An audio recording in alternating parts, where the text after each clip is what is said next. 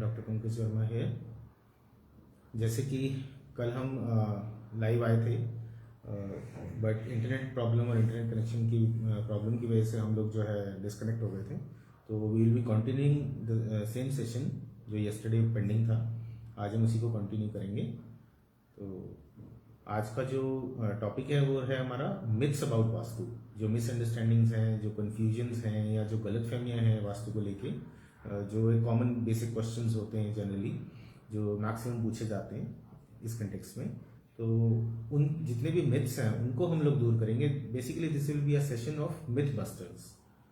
तो उस कंटेक्स्ट में आगे बढ़ते हैं और जितनी भी मिथ्स हैं, जो जनरल मिथ्स हैं, जो लोगों को बेसिकली फेस करनी पड़ती हैं, उनको समझ नहीं आता क्या वो सही है नहीं है, क्या उस चीज़ को फॉलो करना चाहिए या नहीं करना चाहिए, वो सब चीज़ें आज हम क्लैरिफाई करेंगे। तो इसमें जो पहला टॉपिक है वो बेसिकली हम नॉर्थ ईस्ट से रिलेटेड लेंगे कि नॉर्थ ईस्ट की एंट्रेंस जो है वो घरों के लिए, होम्स के लिए, रेजिडेंस के लिए ऑस्पिशियस होती है या नहीं। तो बेसिकली इसमें this is not a myth, it's good. North east वैसे भी बहुत अच्छा माना जाता है। गुरुओं का स्थान है, ईशान कोण है, हमारे भगवानों का स्थान है, बहुत ऑस्पिशियस जो है कॉर्नर है और बहुत ऑस्पिशियस डायरेक्शन भी है। और बहुत जिसे कहते हैं कि हम लोग जब कनेक्ट करते हैं किसी भी कैरेक्टर से जो बहुत ऑनेस्ट हैं या जो बहुत गॉड फेयरिंग लोग हैं और जितनी भी अच्छी क्रियाएं हैं और पूजा का स्थान है, मंदिर का स्थान है, तो बहुत ऑस्पिशियस जो है डायरेक्शन मानी जाती है नॉर्थ ईस्ट। बट कई लोगों के दिमाग में ये होता है कि नॉर्थ ईस्ट में जो एंट्रेंस है वो बहुत अच्छी है। ऐसा नहीं है। इट्स नॉट अबाउट कि नॉर्थ ईस्ट में कहीं पे भी आप एंट्रेंस बना लें। बेसिकली जब हम किसी भी प्लॉट को या घर को हम 81 पदास या 81 ग्रिड्स को जो है कंसिडर करके चलते हैं, तो उसमें जो फर्स्ट नॉर्थ ईस्ट के अंदर जो फर्स्ट 2 पदास हैं हम उसको छोड़ देते हैं और उसके बाद जो नेक्स्ट पदास आते हैं उनमें बेसिकली हम लोग एंट्रेंस बनाते हैं और उसमें यूज करते हैं। तो ये ग्रिडिंग बहुत ज़रूरी है, पदास को फॉलो करना बहुत ज़रूरी है। ऐसा नहीं है कि नॉर्थ ईस्ट में कहीं पे भी आपको नॉर्थ ईस्ट में कहीं पे भी आपको जगह मिली और आपने घर की एंट्रेंस बना ली या घर का मेन डोर बना लिया। So this is something which needs to be taken care of very profoundly, precisely. और कहीं पे भी कुछ भी करना is against the norms of the vastushastra. तो जो बेसिकली वैदिक वास्तुशास्त्र के नॉर्म्स हैं जो बने हैं उस हिसाब से ही चीज़ें जो है होनी बहुत ज़रूरी है। तो जब भी नॉर्थ ईस्ट में एंट्रेंस की बात आती है तो हम लोग पदास के हिसाब से, ग्रिड्स के हिसाब से ही चलेंगे। और जो स्पेसिफिकली जो 2 ग्रिड्स हैं जो प्रिस्क्राइब्ड हैं नॉर्थ ईस्ट में जो एंट्रेंस है उसके लिए हम वही फॉलो करेंगे और उसी में ही एंट्रेंस बनाएंगे। उसके अलावा अगर आप कहीं एंट्रेंस बनाते हैं तो मैं ये कहूँगा कि that is not good and that is not. अब नेक्स्ट क्वेश्चन पे आ जाते हैं। नेक्स्ट जो मिथ है जनरली जो लोग कहते हैं कि साउथ ईस्ट में जो अग्निकुंड होता है वो मेन एंट्रेंस के लिए अच्छा नहीं है। तो वो भी एक बहुत बड़ी मिथ है। साउथ ईस्ट में जिन लोगों के घरों में एंट्रेंस उस जगह पे उस डायरेक्शन में फॉल कर रही है या आ रही है तो उनको लगता है कि ये बहुत अच्छी डायरेक्शन नहीं है। तो ऐसा बिल्कुल भी नहीं है। इनफैक्ट साउथ ईस्ट आग्नेय कोण है।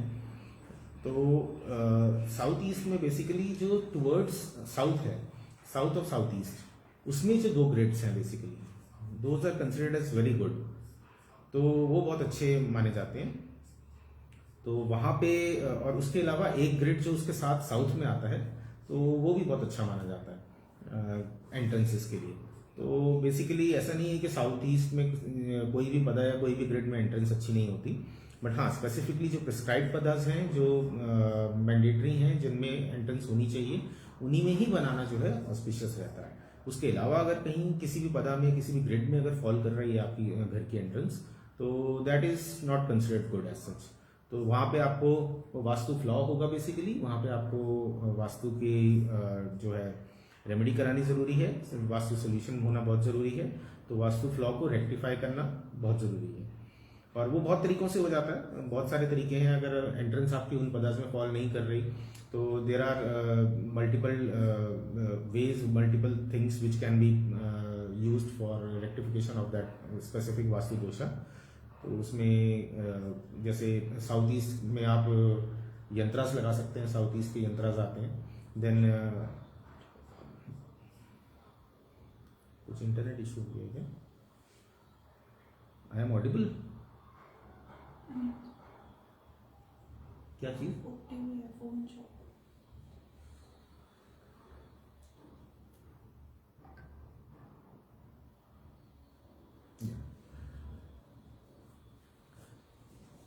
तो उसमें जैसे साउथ ईस्ट में हम लोग यंत्रास लगा सकते हैं, और यंत्रास के अलावा कुछ ऐसी चीजें हैं जैसे आप समझे कि जो फ्लॉज हैं उसमें, तो उसमें हम लोग न्यूट्रलाइजेशन किट्स होती हैं बेसिकली कुछ। तो वो जो entrance is a very major flaw, वो कोई छोटा फ्लॉ नहीं है जो एंट्रेंस होता है, तो बहुत मेजर वास्तु दोष माना जाता है। तो अगर उस ग्रेड में फॉल नहीं कर रही है आपकी एंट्रेंस, तो कुछ रेक्टिफिकेशंस के में जो है हम न्यूट्रलाइजेशन किट्स भी होती हैं, वो यूज करते हैं, जिससे जो उसका फ्लॉ है, जो उसके नेगेटिव ऑरा है या जो नेगेटिविटी है, जो नुकसान है, जो दोष आ रहा है वास्तु का, उनके जो नेगेटिव इफेक्ट्स हैं, जो खराब इफेक्ट्स हैं, वो सब न्यूट्रलाइज हो जाते हैं। नहीं तो यूनिवर्सल किट है हमारे पास, वो भी आप लगा सकते हैं। पावर किट्स हैं जो संपूर्ण वास्तु दोष निवारण किट्स हैं, उसमें बेसिकली जितने भी फ्लॉज होते हैं घर के कलेक्टिवली जो है आप लोग उसको रेक्टिफाई कर सकते हैं। तो there are multiple ways to do all these things. Then there are colours also, आप कलर्स कुछ ऐसे हैं जो यूज कर सकते हैं।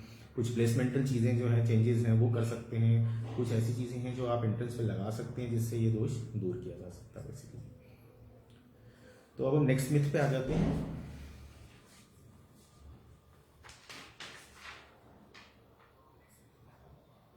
अच्छा, इसमें साउथ एंट्रेंस जो है वो अनऑस्पिशियस मानी जाती है और अनलकी मानी जाती है ओनर के लिए। ये भी एक बहुत बड़ा मिथ है। तो बेसिकली ऐसा भी नहीं है, जैसे कि मैंने अभी बताया। Let's continue with that only. South east के अंदर जो साउथ और साउथ ईस्ट के जो दो पदार्थ हैं बेसिकली वो बहुत ऑस्पिशियस हैं, और उसके साथ जो हम साउथ और साउथ ईस्ट में जो साउथ का पदा है, वो एक जो पदा है वो भी बहुत ऑस्पिशियस माना जाता है एंट्रेंस के लिए। बट जनरली देखा जाता है कि आज तक का जो मेरा एक्सपीरियंस है, अप्रॉक्सीमेटली 28-29 ईयर्स का जो एक्सपीरियंस है, उसके हिसाब से मैंने यही देखा है कि जो कमर्शियल प्लॉट्स होते हैं उनमें एंट्रेंस जो होती है साउथ की, वो बहुत अच्छी जो है वो देती है रिजल्ट्स, बहुत फलती है। तो घरों के अंदर साउथ के अंदर जो एंट्रेंस होती है वो कोई बहुत ज़्यादा मेजर जो है आपको बेनिफिट नहीं दे पाती। तो आप थोड़ा सा कमर्शियल हो जाते हैं, उस लेवल पे सोचने लगते हैं। घर में रह के भी काम सूझेगा आपको, काम से रिलेटेड, वर्क से रिलेटेड या प्रोफेशन से रिलेटेड आप बहुत ज़्यादा जो है प्रोफेशनल हो जाते हैं। तो वर्कहॉलिक हो जाते हैं बेसिकली, अगर आपका साउथ के उस पदा में एंट्रेंस होती है अगर रेजिडेंस में। तो मेजरली हम लोग घर में वो एंट्रेंस बहुत ज़्यादा रिकमेंड नहीं करते हैं। बट अगर है भी और उसी स्पेसिफिक पदा में है तो ठीक है। अदरवाइज अगर बाकी जगह पे कहीं पे भी किसी भी और पदा में साउथ में है अगर वो एंट्रेंस, तो वो ऑस्पिशियस नहीं है। तो इस चीज़ का हमेशा ध्यान रखना है कि जो चीज़ जिस चीज़ के लिए बनी है वो उसी तरीके से होनी चाहिए। अगर वो उस तरीके से नहीं होती तो वो सही नहीं है। It's as simple as that. इसमें वास्तव में कुछ भी बीच का रास्ता नहीं होता। इधर दिस इज राइट और दिस इज रॉन्ग, ये वाला सिस्टम होता है। या तो वो चीज़ सही है या वो गलत है। थोड़ी सही थोड़ी गलत कुछ नहीं होता वास्तव में। अगर नहीं है सही तो आपको जो है उसकी रेक्टिफिकेशन करानी बहुत जरूरी है। उससे आपको जो है उसके इल इफेक्ट्स, बैड इफेक्ट्स खत्म हो जाते हैं और आपको उसका बेनिफिट मिलता है। बेनिफिट नहीं मिलेगा तो एटलीस्ट आपको बैड इफेक्ट्स नहीं आएंगे उस फ्लॉ के, जो भी वास्तु दोष या वास्तु फ्लॉ होगा उससे आपको। तो नेक्स्ट टॉपिक पे चलते हैं, देखते हैं कि क्या नेक्स्ट ऐसी मिथ है जो बहुत जनरली, मतलब मेजरली जो फ्रीक्वेंटली आस्क्ड क्वेश्चंस होते हैं और जो मिथ्स होती हैं, उन्हीं के बारे में आज बात कर रहे हैं। नेक्स्ट मिथ है बेसमेंट्स और empty spaces under your property bring bad luck. तो ये एक बहुत कॉमनली आस्क्ड क्वेश्चन भी है और एक मिथ भी है कि जो बेसमेंट्स हैं बेसिकली और जो एम्प्टी स्पेसेस हैं प्रॉपर्टी के नीचे, वो बैड लक लाती हैं। किसी लेवल तक देखा जाए तो ये ठीक भी है, ऐसा नहीं है कि ये गलत है। बट बेसमेंट बनाना एक बहुत प्रिसाइज आर्ट है। बेसमेंट ऐसे ही नहीं बनाई जाती कि कहीं पे भी खोद दी और कहीं पे भी बन गई बेसमेंट। जैसे आप देखते हैं कि कमर्शियल प्लॉट्स में ज़्यादातर बेसमेंट्स कमर्शियल एक्टिविटीज़ के लिए यूज़ होती है। घरों में भी जो बेसमेंट्स होती हैं वो कई बार कमर्शियल एक्टिविटीज़ के लिए यूज़ कर ली जाती हैं, नहीं तो स्टोर रूम बना दिया जाता है, स्टोरेज के लिए यूज़ होती है, वेयर हाउसिंग के लिए यूज़ होनी शुरू हो जाती हैं, छोटे छोटे कैबिन्स बन जाते हैं, ऑफिसेज बन जाते हैं, नहीं तो बेसमेंट खाली पड़ी रहती है, घर का कूड़ा कबाड़ सामान वेस्ट मटेरियल वो सब चीज़ें बेसमेंट में पड़ी रहती हैं। तो बेसमेंट का मेजर यूज़ कमर्शियल प्रॉपर्टी में कमर्शियल पर्पज़ के लिए होता है। अदरवाइज घरों में जो है जनरली बेसमेंट्स उस लेवल पे यूज़ हो नहीं पाती जिस लेवल पे बेसमेंट्स यूज़ करनी चाहिए। पहला पॉइंट तो ये है। देन बेसमेंट एक बहुत बड़ा टॉपिक है कि बेसमेंट कैसे बनाई जाए। तो मैं मेजरली कुछ पॉइंट्स हैं जिनको मैं इसमें कवर कर लेता हूँ, क्योंकि अगर मैं इसको प्रिसाइसली समझाने के लिए जाऊँगा तो लाइव सेशन बहुत ज़्यादा बड़ा हो जाएगा, और वो एक स्पेसिफिक अलग से कभी टॉपिक ले लेंगे कि बेसमेंट कैसे बनानी चाहिए, क्यों बनानी चाहिए, बनानी भी चाहिए या नहीं बनानी चाहिए। तो जब हम बात बेसमेंट की करते हैं तो कुछ ऐसे स्पेसिफिक डायरेक्शंस हैं जिनमें आप बेसमेंट बना सकते हैं, और उनमें बेसमेंट बनाना रिकमेंडेड भी है अगर आप बनाना चाहें तो। अदरवाइज जनरली स्पीकिंग हम बेसमेंट को पाताल लोक या साउथ वेस्ट या पूतना से कनेक्ट करते हैं। तो ये सब चीज़ें जो है ये इलीगल एक्टिविटीज़ और इन सब चीज़ों के लिए बेसमेंट्स ज़्यादातर यूज़ होती हैं। अगर आप नहीं भी उसको यूज़ करेंगे वैसे तो बेसिकली आप ये डायरेक्शन को एक्टिवेट कर रहे हैं। पर अगर हम वास्तु के प्रिसाइज जिसे कहते हैं कंस्ट्रक्शन के हिसाब से चलें तो नॉर्थ, नॉर्थ ईस्ट और east this should be low, well lit and light. तो जब हम लो की बात करते हैं और स्लोप्स की बात करते हैं तो नॉर्थ, नॉर्थ ईस्ट और ईस्ट की तरफ थोड़ी सी स्लोप्स आनी चाहिए। तो उस कंटेक्स में हम लोग नॉर्थ साइड, ईस्ट साइड और साउथ नॉर्थ ईस्ट साइड पे जो है बेसमेंट को बना सकते हैं। और हम एक स्पेसिफिक थोड़ा सा पार्ट ऑफ ब्रह्मस्थान ऑल्सो जो हम बेसमेंट में ले सकते हैं। थोड़ा सा एक जोन हम नॉर्थ वेस्ट का भी चाहें अगर एक्सपैंड करनी हो या थोड़ी बेसमेंट बड़ी करनी हो तो नॉर्थ वेस्ट का भी कुछ पदार्थ हैं जो हम बेसमेंट में ले सकते हैं, ऐड ऑन कर सकते हैं। ऐसे ही हम साउथ ईस्ट पे कुछ पदार्थ हैं जो बेसमेंट में ऐड ऑन कर सकते हैं। तो अगर आप देखेंगे तो ये बहुत ही ऑड शेप की बेसमेंट है अगर ऐसे आप बनाएंगे भी as per the vastu norms.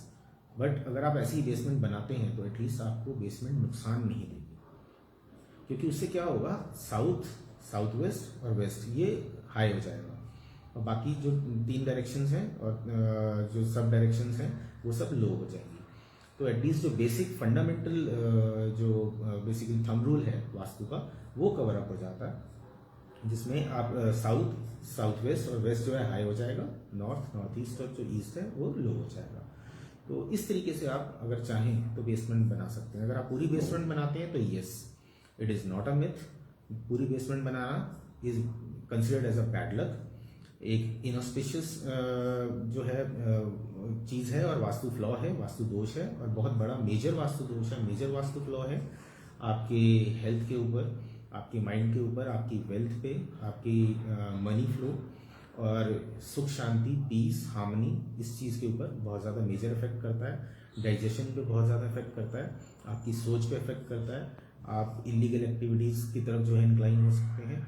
आप कुछ ऐसी चीज़ें कर सकते हैं जो आपको नहीं करनी चाहिए लेकिन आपसे करवा दी जाती हैं, आपको समझ नहीं आता कि हो क्या रहा है, फिर आप सोचते हैं कि मैंने ये किया क्यों और कैसे हो गया मुझसे।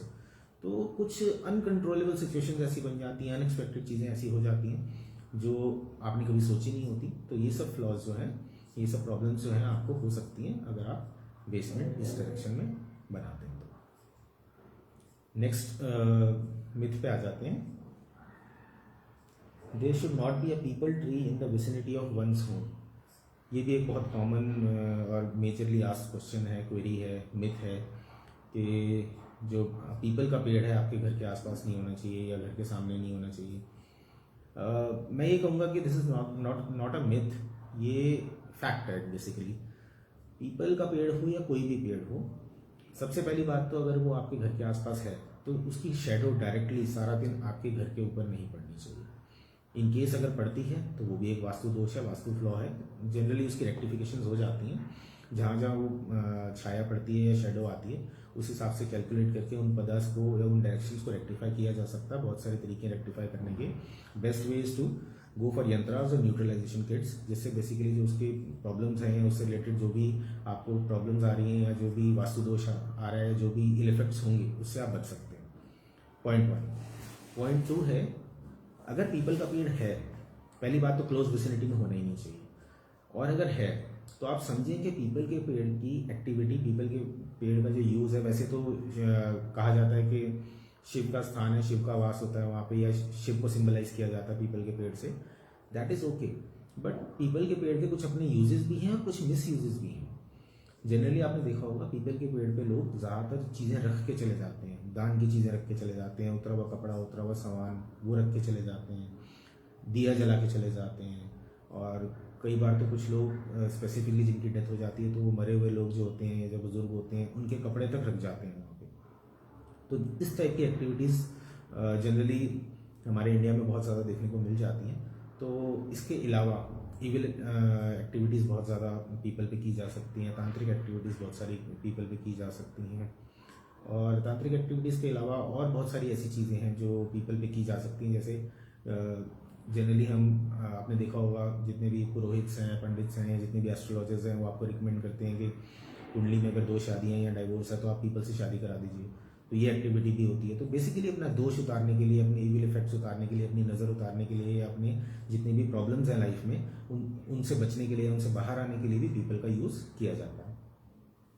तो जब ये चीज़ें जब होती हैं बेसिकली, तो उसके इफेक्ट्स पीपल तो अपने ऊपर ले लेगा, वो तो आप न्यूट्रलाइज कर देगा उस चीज़ को, बट अल्टीमेटली वो वहाँ की ऑरा को ख़राब करती है चीज़ें। और जब ये नेगेटिव एक्टिविटीज़ होती हैं, इविल एक्टिविटीज़ होती हैं, या इससे रिलेटेड कोई भी चीज़ होती है, उसका इफेक्ट आपके घर पे भी आएगा। तो ये एक अनदर रीज़न है जिसकी वजह से पीपल घर के आसपास होना ठीक नहीं होता। पीपल एक बेसिकली देखा जाता है कि जो आपके घर का साइज़ है, प्लॉट के साइज़ के हिसाब से कुछ कैलकुलेशंस होती हैं वास्तु में, उतनी दूरी मिनिमम चाहिए अगर पीपल आपके घर के आसपास है। तो अगर उतनी दूरी नहीं है, वो उससे कम दूरी पे है या पास है आपके घर के, उस बीच में आता है जो बेसिकली जो एरिया हम लोग कैलकुलेट करते हैं, तो that is considered to be a vastu flaw. और वो ओवरऑल जो है घर की सुख शांति के लिए और पीस के लिए, हार्मनी के लिए, और जो पॉजिटिविटी और पॉजिटिव ऑरा के लिए वो चीज़ अच्छी नहीं कंसिडर की जाती। तो इन केस अगर आपके घर के आसपास, घर के अंदर कहीं पीपल है, या छतों में देखते हैं आप जो टॉप टेरेस होता है उसमें, या कहीं साइड की वॉल्स होती हैं उनमें पीपल का एक पौधा या पीपल का एक पत्ता निकल के बढ़ना शुरू हो जाता है, उसकी ब्रांचेस बढ़नी शुरू हो जाती हैं, आउट ऑफ नो वेयर कहीं से भी कुछ भी शुरू हो जाता है वो। और मैंने ऐसे बहुत सारे केसेस देखे हैं, बहुत सारे केसेस ऐसे सॉल्व भी किए हैं। इनफैक्ट एक तो केस ऐसा था जिसमें हमने 5 या 6 बार वो पीपल को वहाँ से हटाया, उसकी जो है उसको खोद के, तोड़ के, उसकी सीमेंटिंग कराई, रीपैच वर्क कराया, वहाँ पे बंद करते थे कहीं और से निकल आता था, कहीं और पे बंद करते थे साइड से निकल आता था। तो मतलब इवन डायरेक्शंस तक चेंज करी पीपल ने, छोटे छोटे पौधे उसके बाद पत्ते जो है ग्रो करना शुरू कर देते आउट ऑफ नो वेयर। तो दैट इज़ अ साइन, ये शो करता है कि घर का आपका वास्तु कहीं ना कहीं बहुत ज़्यादा ख़राब है, कुछ ऐसे फ्लॉज हैं जो रेक्टिफाई नहीं हो पा रहे, या जो हमारी नज़र में नहीं आ रहे, जो नज़र से बच रहे हैं। तो उस केस में हमने क्या किया, संपूर्ण वास्तु दोष निवारण किट, जो पावर किट है हमारी, हमने वो वहाँ पे जो है इंस्टॉल करी। उसके बाद जितने भी पीपल जहाँ जहाँ उनकी पॉसिबिलिटीज़ थी जो हमने क्लोज़ किए थे, उनको दोबारा हमने जो है वो जो स्पॉट है उसको ओपन कराया, उसको रीसीमेंटिंग की, उसके अंदर कुछ सामान डाला, फिर उसको रीसीमेंटिंग करी। और कुछ ऐसी चीज़ें थी जैसे हमने पूरे घर का कलर तक चेंज कराया, पेंट वर्क दूसरा करवाया, जो आउटर साइड पे जो कलर यूज़ हो रहा था हमने वो भी चेंज कराया। तो ये सब कलेक्टिवली जब मिलके ये सब काम किए हमने, तब जाके वो पीपल उगना बंद हुआ। और जब जब वो पीपल उगता रहा, basically that was a house जहाँ पे 3 फैमिलीज रह रही थी, जॉइंट फैमिलीज थी, तो तीनों पे कोर्ट केसेस चल रहे थे। तो वहाँ पे मेल मेंबर्स की डेथ हो रही थी और कोर्ट केसेस वो लोग हार रहे थे, और थोड़ा सा एनिमीज डोमिनेट कर रहे थे उन लोगों को। तो बड़ी प्रॉब्लम्स हो रही थी, बहुत सारे इश्यूज हो रहे थे। तो ये सब चीज़ें जो है कॉन्टीन्यूसली चल रही थी। मतलब हमें भी कम से कम 1 साल लग गया इस चीज़ को समझने में कि पीपल बार बार क्यों एक ही जगह, एक ही घर के अंदर अलग अलग जगहों से उग रहा है। तो हम बेसिकली हमने तो ये सोचा कि बहुत छोटी सी चीज़ है, इसको रेक्टिफाई इजीली किया जा सकता है। बट देन जब 3 या 4 बार रेकरेंस हुई उसकी, बार बार वो पीपल अलग अलग जगहों से निकलता रहा, और विद इन अ मंथ और 2 मंथ्स वो लोग वो चीज़ें बार बार आती रही हमारे सामने। तो हमने जो है मजबूर हो गए, मतलब we were forced to do all the vastu of the house, तब जाके वो चीज़ निकलनी बंद हुई। तो ये ना छोटे छोटे साइंस होते हैं, ये आपको बताते हैं कि आपके घर के वास्तु में कोई फ्लॉ है, वो आपको समझना है। आप उसको किस तरीके से डील करते हैं, कैसे डील करते हैं। देखिए, everything is all about remedy. आज की डेट में आपने देखा होगा वास्तु के ऊपर बात करने वाले बहुत सारे लोग हैं, 4 पिरामिड लगा के या 4 मेटल की स्ट्रिप्स लगा के या 4 पोस्टर्स कलर्स लगा के वास्तु कर देते हैं। एक्चुअल में ऐसे वास्तु नहीं होता। रेमेडी के ऊपर मेजरली फोकस करना पड़ता है। कोई भी प्रॉब्लम है उसका हल तो रेमेडी है। तो अगर आप रेमेडी अच्छे से नहीं कर सकते या कोई ऐसा है जो रेमेडी जानता ही नहीं है या जो रेमेडीज करनी ही नहीं आती जिसको, तो वास्तु कराने का कोई फायदा नहीं है। तो हमेशा इस चीज़ का ध्यान रखना है कि प्रॉब्लम कोई भी हो, छोटी हो या बड़ी हो, उसकी राइट रेक्टिफिकेशन होनी बहुत ज़रूरी है। तो ये हमारा पीपल से रिलेटेड था जो टॉपिक था। तो this is also a myth buster. लेकिन ये फैक्ट है कि पीपल अगर आपके घर के आसपास है या घर में कहीं भी उग रहा है तो यू शुड बी अलार्म्ड, आपको उसकी रेक्टिफिकेशन करानी बहुत ज़रूरी है। नेक्स्ट उस पर आ जाते हैं मिथ पे। Staircase exactly opposite to main entrance. अच्छा, अभी ये भी एक बहुत बड़ा मिथ है कि आपके एंट्रेंस के बिल्कुल सामने अगर सीढ़ियाँ हैं आपके घर के अंदर, डुप्लेक्स है या आपकी कोई कोठी है या कोई बंगलो है, तो उसमें से अगर स्टेयर्स ऊपर जा रही हैं बिल्कुल exactly opposite the main entrance, उससे होते हुए जैसे आप एंटर करते हैं घर के साथ एंटर करते ही आपको सामने सीढ़ियाँ दिख रही हैं या स्टेयर्स हैं, तो क्या is it a bad sign?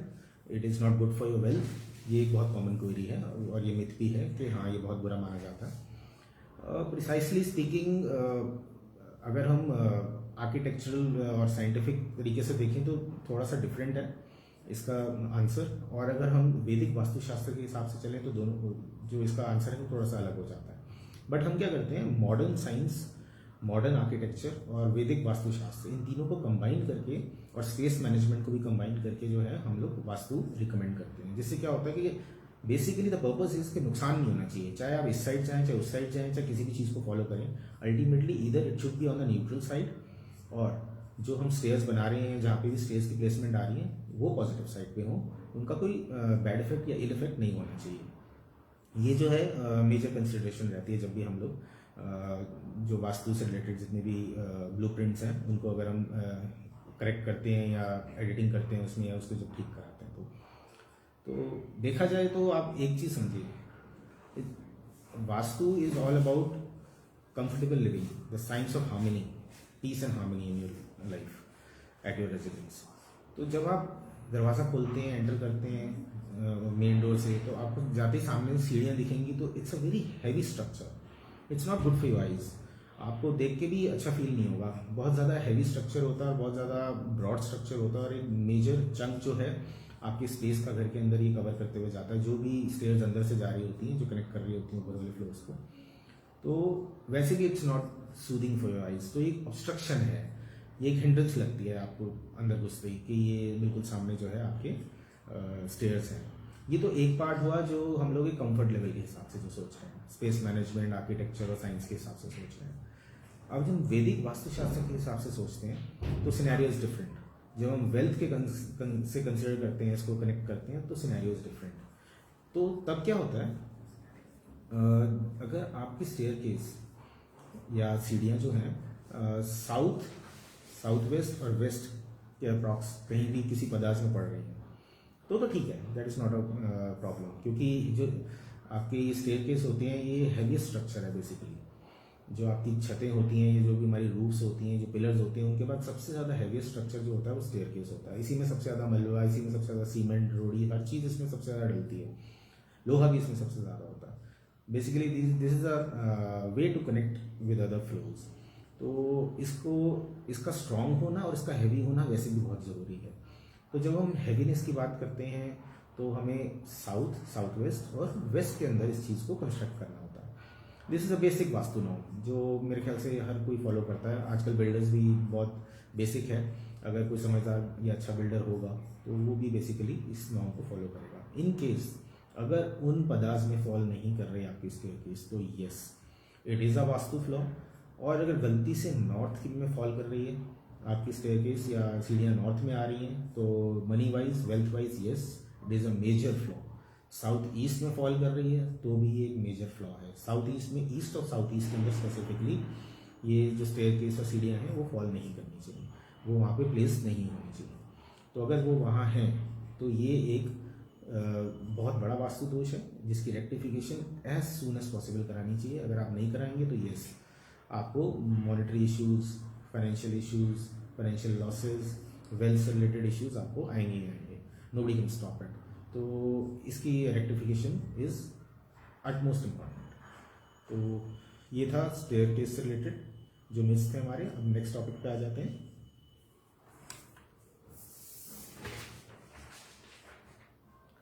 Circular plots are इनस्पेशियस, ये एक बहुत बड़ा मिथ है। तो जब हम बात करते हैं शेप्स की, तो शेप्स एक बहुत बड़ा रोल प्ले करता है वास्तु में बेसिकली। तो जो सर्कुलर प्लॉट्स होते हैं वो कोई इनस्पेशियस प्लॉट्स नहीं होते। In fact they are very good. Generally हम लोग स्क्वायर या रेक्टेंगुलर इस टाइप की शेप्स जो होती हैं इनको हम जो है कंसिडर करते हैं। और प्लॉट्स की कटिंग जो होती है, जब टाउनशिप प्लान होती है तो सारी प्लॉटिंग जो है ऐसी होती है, इधर स्क्वायर और इधर इन रेक्टेंगुलर शेप्स। कुछ ट्रायंगुलर शेप्स भी होती हैं, but circular shape is considered to be the most important shape, most auspicious shape. तो अगर ये सर्कुलर शेप में है उसमें कोई बुराई नहीं है, बहुत अच्छा है। बट जनरली देखा गया है कि कमर्शियल एक्टिविटीज़ अगर सर्कुलर प्लॉट्स में हो या कोई बहुत ज़्यादा हाई इंटेंस एक्टिविटीज़ होती हैं, जैसे आप कोई बहुत बड़ी जैसे कहते हैं ब्रांड है, कंपनी है, उनका अगर आप देखेंगे पूरा का पूरा जो हब है या जो पूरा आपका जो हैबिटेट या जो भी चीज़ बनी होती है, पूरा कैंपस बना होता है, वो सर्कुलर शेप में होता है, तो that is considered more auspicious. तो वहाँ पे आपको ज़्यादा बेनिफिट मिलता है। आप देखेंगे मेजर बिल्डिंग्स जो भी वर्ल्ड की हैं जो सर्कुलर शेप में है, वहाँ पे जो एक्टिविटीज़ होंगी बहुत इंपॉर्टेंट एक्टिविटीज़ होती हैं। आपने एप्पल का हेड HO देखा होगा, तो वो भी आपने देखा होगा, जो भी बना है वो भी सर्कुलर शेप में ही है। तो ये मैटर करता है कि अगर आप कमर्शियल एक्टिविटी कर रहे हैं उसमें सर्कुलर शेप में तो अच्छा है। रेजिडेंशियल पर्पस के लिए कोई बहुत ज़्यादा रिकमेंडेड नहीं है, बट अगर है भी तो कोई उसमें नुकसान नहीं, कोई बुराई नहीं है। तो ये बहुत बड़ी मिथ है कि सर्कुलर प्लॉट्स जो हैं वो इनऑस्पिशियस होते हैं, तो ऐसा कुछ भी नहीं है। They are auspicious, they are good as per Vedic वास्तुशास्त्र, और उनको आप कंसिडर कर सकते हैं। बट टू बी प्रिसाइज बहुत कम ही ऐसे रेजिडेंसेज होंगे जो सर्कुलर शेप में होंगे। अगर होंगे भी तो आपने देखा होगा कि बाहर से स्क्वायर या रेक्टेंगुलर प्लॉट होता है, अंदर जो कंस्ट्रक्शन होती है वो सर्कुलर बनाई जाती है। वो भी आप देखेंगे कि बहुत ओल्ड बिल्डिंग्स कुछ रह गई हैं, जो अब तो खैर ओल्ड बिल्डिंग्स भी इतनी नहीं बची हैं। तो बहुत ही रूरल एरिया साइड पे कहीं आप देखेंगे पुरानी हवेली टाइप कुछ बनी हुई है, कुछ ऐसा बना हुआ है, तो वहाँ पे आप देखेंगे कि इन शेप्स में जो है वो बिल्डिंग्स अवेलेबल होती हैं। आजकल कोई बनाता भी नहीं, और स्पेस मैनेजमेंट के हिसाब से देखें और मेट्रोज़ में जितनी भी मेट्रोपॉलिटन्स हैं उनमें इतनी स्पेसेस होती नहीं है कि आप स्क्वायर या रेक्टेंगुलर प्लॉट के अंदर सर्कुलर कंस्ट्रक्शन करें। तो इट्स अ मिथ कि ये इनऑस्पिशियस है, बट ऐसा नहीं है, इट्स एन ऑस्पिशियस शेप। तो आज के लिए बस इतना ही। आई थिंक हमने काफ़ी जितनी भी मिथ्स हैं काफ़ी कवर करी हैं आज। इन केस अगर आपको लगता है कि आपके माइंड में कोई ऐसी क्वेरी है, क्वेश्चन है, तो यू आर मोस्ट वेलकम। आप वास्तु ट्री पे जाके एक फॉर्म है हमारा कॉन्टैक्ट अस, फॉर्म में आप जाकर कनेक्ट कर सकते हैं हमसे, और अपनी जितने भी डाउट्स हैं वो हमसे शेयर कर सकते हैं। Will get back to you with the precise answers, और आपको राइट जो है रिकमेंडेशंस भी दी जाती हैं। और इसके अलावा कोई अगर आपका मिथ्स के अलावा भी अगर कोई क्वेरी है तो वो भी आप हमसे पूछ सकते हैं। सो this is all for today. See you in the next session.